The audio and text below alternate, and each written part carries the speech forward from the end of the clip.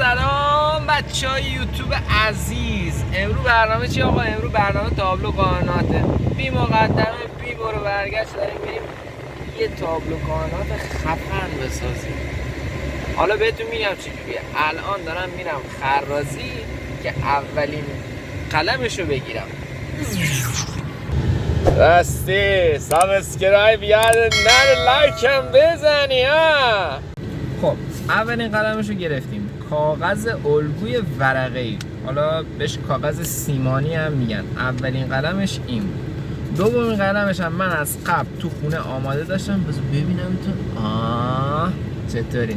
دومین قلمش هم من از قبل تو خونه آماده داشتم، فقط این که حالا بحث هزینه ها و بحث خود تابلو رو تو خونه بیشتر بهتون توضیح میدم که داستانش چی هستن. خب ما رسیدیم خونه و دو قلم آماده شده واسه تابلو. خب حالا من از اون ور بهتون نشون میدم که چیا هست واسه درست کردنش. خب بچه ها، یه قابه و یه کاغذ الگوی خیاطی که کاغذها دوتاش در اومد 12,000 تومن. خود قابم چون من خودم ساختمش، فقط برششو دادم نجاری، یه چیزی اولوش 100,000 تومن در اومد. خب میریم که حالا بقیه مراحل ساختشو با هم ببینیم. سلام مجدد. چقدر من سلام میکنم امروز، کلا سلام سلامتی میاره. خب میخوایم کم کم بریم که بسازیم. من رفتم پیرنامو عوض کردم، کم کم بریم تابلومون رو بسازیم. حالا مواردی که داشت قاب و کاغذ بود که من آوردم دیگه، کم کم دور بزنم روی پایه که بریم برای ساختش. خب بچه‌ها قابو که آوردیم، من زاویه دوربین یه خورده نیست که بده. خب بچه این قابو من قبلا ساختم و این که به یه دستگاه منگنه زن، حالا از این منگنه های معمولی هم باشه که باز بشه خوبه، اونم کارتون رو راه میندازه. من منگنه رو حالا توی توضیح مفصل کلا خاصیت تابلو کائنات و اینکه چه تأثیری داره و اینکه میتونه چه چیزایی رو به شما یاد بده رو قشنگ بکنید. بچه کاغذی میکنه از سایز تابلو بزرگتر، اشکال نداره میبرم. من یه دونه اضافه ترم گرفتم که شاید ارزش باشه. کاغذ رو به صورت لب به لب با قابمون میذارم. اگه چک کنم ویدیو داره ضبط میشه. آره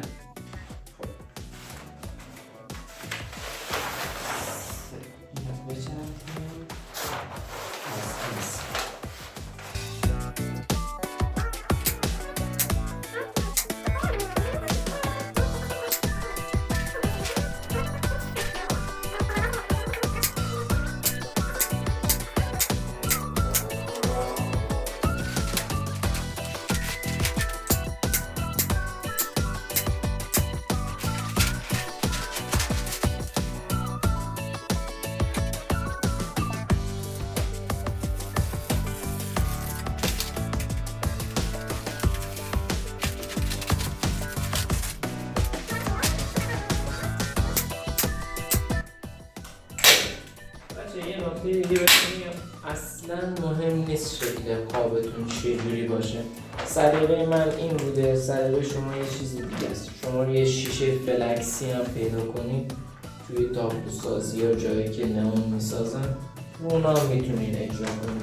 رو دیوار هم حتی شما میتونید. ولی خب در قالب یک تابلو باشه که دورش یک چارچوب باشه، هم شکل قشنگتری داره، همین که تمرکز شما رو روی چیزایی که قرار روی این تابلو قرار بدین بیشتر. حالا کلا باید دقت داشته باشین که چه چیزایی رو به این تابلو شما میخواید اضافه کنید، چون واقعا تاثیر زیادی داره. من قبل از اینکه تابلو بسازم، حالا اسمان مختلفی هم براش گذاشتم، تابلوی کائنات، ویژن بورد، تابلو آرزوها. تابلو کائنات بشه. می نوشتم یه سری چیزا رو که نوشتم اوایل کلا میگفتم بنویسیم، خیلی تاثیر داره، به اون چیز فکر کنیم، ولی خب آدم در اثر مشغله‌ای که داره در طول روز یادش میره چیزایی رو که هدفش بوده. باید هر روز برای خودتون یادآوری کنید، چون تنبلی نمیذاره که شما اون کار انجام بدید، اون مغز شما نمیذاره که اون کار انجام بدید. به خاطر همینه که شما باید یک یادآور روزانه داشته باشید که چه چیزی از زندگیتون میخواید، چه کاری میخواید. تقریبا تابلو ما تموم شد. این شد نتیجه تابلو ما. خب بریم قطعه بعدی رو من به شما نشون بدم. خب بچه این قطعه‌ای که دست من میبینید بهش میگن گیره دیواری قاب.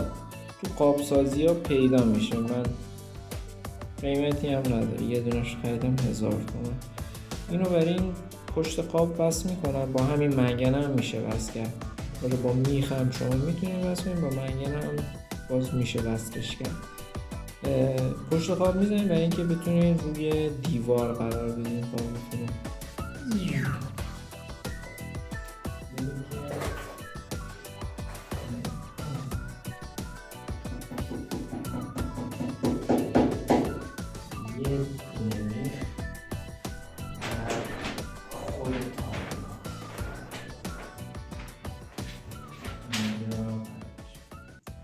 خب این آقا قرار نیست کلا همینجا باشه، ولی خب من برای اینکه نشون بدم که کلا داستان چیه و چجوری میشه و چجوری رو دیوار وای میسته اینجا زدم موقتا.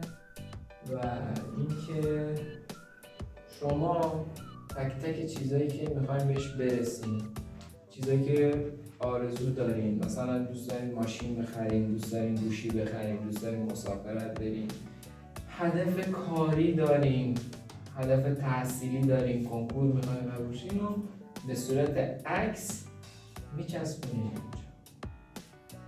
حالا من برم بیام یه صندلی بزنم فاز تماشاهاتو بگیرم. توضیحات دادم خدمتتون. من خب بچه تابلوی کائنات، ویژن بورد و تابلوی آرزوها کلا هم میتونه یه چیز خیلی خیلی خوب باشه، هم میتونه یه چیز خیلی خیلی از نظر من خطرناک باشه. چون که شما چیزایی که اینجا وصل میکنین، چیزایی که بهش فکر میکنین، بهش میرسین. کاملا من به این اعتقاد دارم که هر چیزی که بهش فکر میکنین، هر چیزی که همین الان هستین، نتیجه فکر کردن و تصور کردن اونه. شما نگاه کنین چیزایی که دور و برتونه. شما تو 16 سالگی توقع اینو داشتین یا آرزوی اینو داشتین که بهترین گوشی رو داشته باشین. شاید الان این کلیپی که دارین رو میبینین و با بهترین گوشی دارین میبینین، ولی چون از اون آرزو، از اون هدف رد شدین، یادتون نمیاد. یه خورده فکر کنین با خودتون. دقیقاً تابلوی کائنات اینو به ما یاد میده. شما چیزی رو که میخوای وصل کن به این تابلو، براش زمان در نظر بگیر، براش تلاش کن، قطعاً بهش میرسی. حالا چیزایی که من اینجا میخوام در آینده وصل کنم، الان عکساشو چاپ نکردم، عکساشو هم چاپ میکنم. آخر این ویدیو، حالا شاید روز بعد بشه، شاید هم امروز بشه، آخر این ویدیو نمای کلی چیزایی که من میخوام اینجا وصل کنم و بهتون میگم. تابلو کائنات یه چیز شخصیه، یه جایی بذارین که هیچ کس نبینتش، فقط خودتون هر روز ببینینش. کلن هدفاتون رو به کسی نگید، کلن کارهایی که میخوایم بکنین رو به کسی نگید. من اگر میخوام بذارم فقط جهت اینه که شما اینو ببینید و متوجه بشین که تابلو کائنات چه چیزایی رو میتونیم بهش وصل کنیم. گفتم هر چیزی رو که بخوایم میتونیم بهش وصل کنیم. خب من اینجا یک معرفی هم از خودم بکنم. من علیم، 24 سالمه، از بندرعباسم، بندرعباس زندگی میکنم، همینجا بزرگ شده همینجام. عرضم حضورتون با افتخار بندری و سلام میکنم همینجا به تمام بندریایی که این کلیپ بدیدن. امیدوارم که حالت خوش و دلت شاد باشه. عرضم حضور شما که چند سالی هست که یوتیوب رو دنبال میکنم. دوست دارم که تو این زمینه یه موفقیت چشمگیری داشته باشم و با یوتیوبرهای مطرحی که الان دنبالشون میکنم کلیپ بذارم، باشون بیرون برم. بالاخره یکی از هدفهای هر کسی میتونه هر چیزی باشه. یکی از هدفهای من اینه که یک روز یوتیوبر معروفی بشم و روی این بردم میزنم که چند سابسکرایب دارم، اول به اون میخوام برسم و بعد میلیونی شدن انشالله. من این کانال رو دارم. این کانال کلا به صورت دلیه، زیاد کار خاصی قرار نیست تو این کانال بکنم.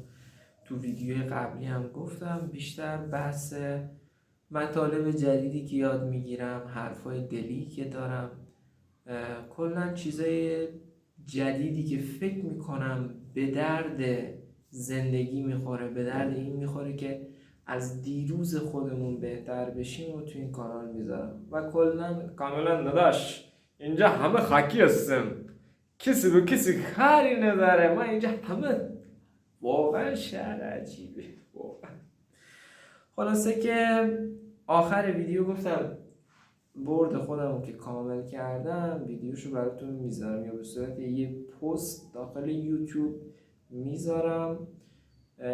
کانال منو سابسکرایب کنین، این ویدیو برای دوستاتون بفرستین، خودتونم این ویدیو رو ببینین تا کمکی بشه برای اون کسایی که میخوان راهی رو شروع کنم. من خودم خیلی آدم تنبلیم، یعنی باور بفرمایید، شما باور بفرمایید همینو به زور درست کردم. خیلی تنبلم و به نظرم خود یوتیوب باعث میشه این که نظم بهتری به زندگی بدین.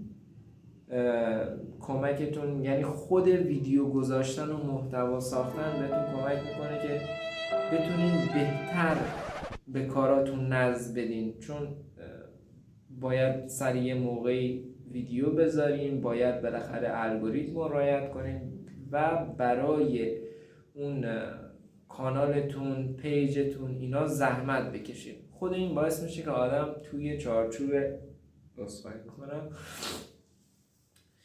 اصلا بغض منو گرفته، شوخی کردم دماغم یه ذره آبریزش پیدا کردم. خب باعث میشه که نظم پیدا کنیم دیگه. بیشتر از این سرتون رو درد نمیارم. امیدوارم هر جا هستین دلتون شاد باشه. خدافظ.